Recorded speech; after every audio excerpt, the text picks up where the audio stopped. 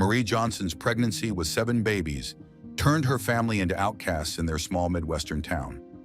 Donations arrived alongside protesters, teachers complained about having the children in class, and the community's judgment only intensified as years passed. When the Septuplets turned 21, a national news crew discovered something that left everyone speechless.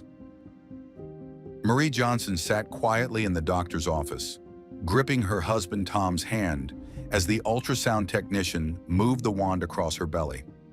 The couple had been trying for years to have a child, enduring countless fertility treatments with no success. This appointment was supposed to be routine, just another checkup after their latest treatment. The technician's expression changed suddenly. She called for the doctor, who entered with a clipboard and a concerned look. In a small, conservative Midwestern town where everyone knew everyone's business, Marie was about to become the talk of the community for years to come.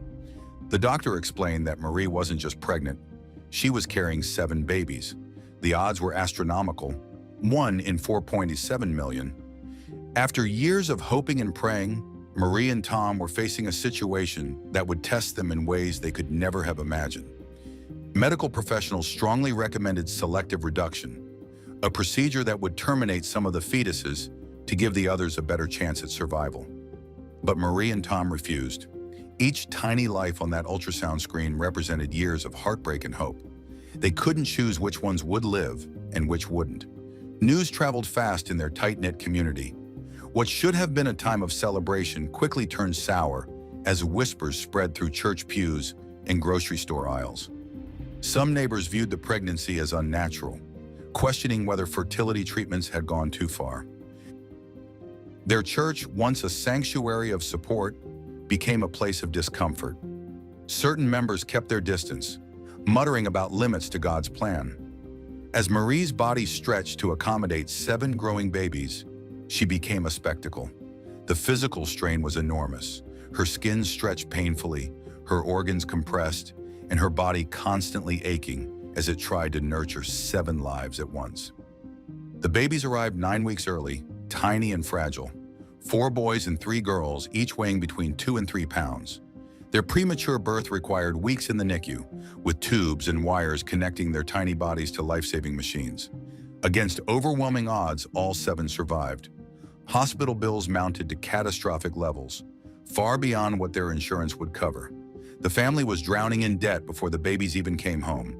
A local news station covered their story, and donations began to arrive from strangers touched by their situation. But the attention brought unwanted visitors too. Protesters gathered outside their home, holding signs condemning science interfering with nature. The strain took its toll on their financial stability. Tom had been the breadwinner, working at the local factory for over a decade. But his frequent absences to help Marie with the babies exceeded his leave, and management showed no sympathy. He lost his job just when they needed income the most. The family faced possible foreclosure on the modest home that was now too small for 9 people. Behind closed doors, Marie was falling apart. She developed severe postpartum depression, her mind and body overwhelmed by the constant needs of 7 infants. But she hid her struggles behind forced smiles, afraid that showing weakness would give ammunition to those who already criticized her family's existence. By the time the Septuplets were toddlers, the family had become social outcasts. The Johnson children learned early that they were different, and that different wasn't always welcome.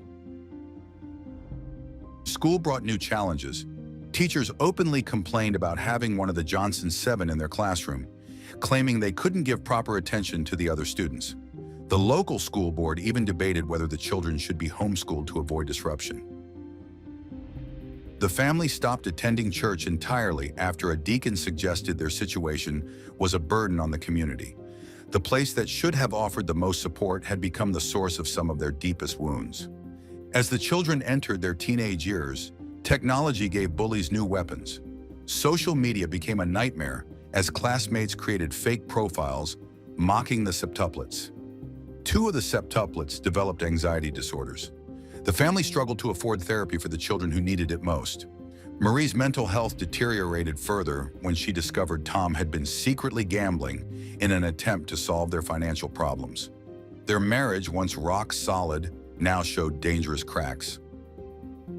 Just when it seemed things couldn't get worse, tragedy struck again. On the Septuplets' 16th birthday, Tom suffered a devastating stroke. The man who had been the family's steadfast support, despite all their challenges, now required constant care himself. Marie's world collapsed entirely. She couldn't manage both 7 teenagers and a severely disabled spouse. The older Septuplets, older by mere minutes, took over running the household out of necessity. They prepared meals, helped with homework, and cared for their siblings while Marie spent hours at Tom's bedside, helping with his rehabilitation. Child Protective Services began monitoring the family after an anonymous tip suggested the children were raising themselves.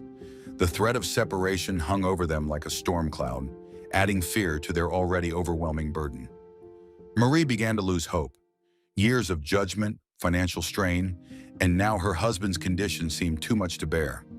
She withdrew, spending days in bed when she wasn't caring for Tom.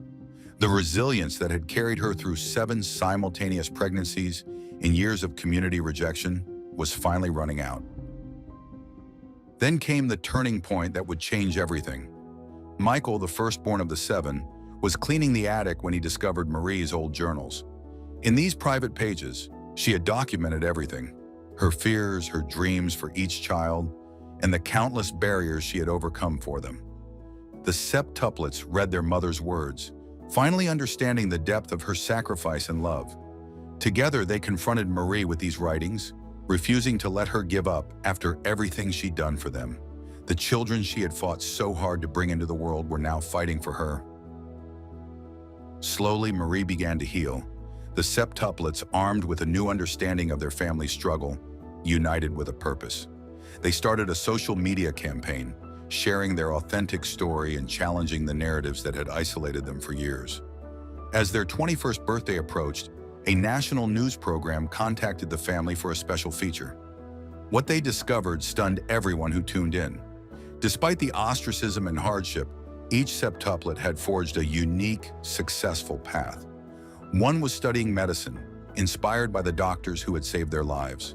Another had become an advocate for mental health awareness. Each had found their calling. But what truly shocked people was Marie herself. The woman who had endured 2 decades of judgment had transformed her pain into purpose. Using skills she'd developed advocating for her children, Marie had founded a groundbreaking organization fighting discrimination against non-traditional families. Her group provided legal support, counseling services, and community for thousands of families facing similar prejudice. The Johnson septuplets story evolved into a testament to resilience against prejudice. Tom, though still partially disabled, had found his own purpose supporting Marie's advocacy work from behind the scenes. Their marriage, tested by unimaginable pressure, had emerged stronger through shared purpose. What made their transformation truly jaw-dropping was not just that each child had succeeded despite overwhelming odds, but that Marie had found strength she never knew she possessed. The woman who had been brought to her knees by adversity now stood tall as both caretaker to her husband and champion for thousands of families like hers. The Johnson family showed the world that transformation comes not just from surviving adversity, but from using it to create meaningful change that helps others overcome similar struggles. In the face of judgment, isolation, and hardship, they had not just endured, they had flourished. Have you ever faced judgment for a life choice that others didn't understand?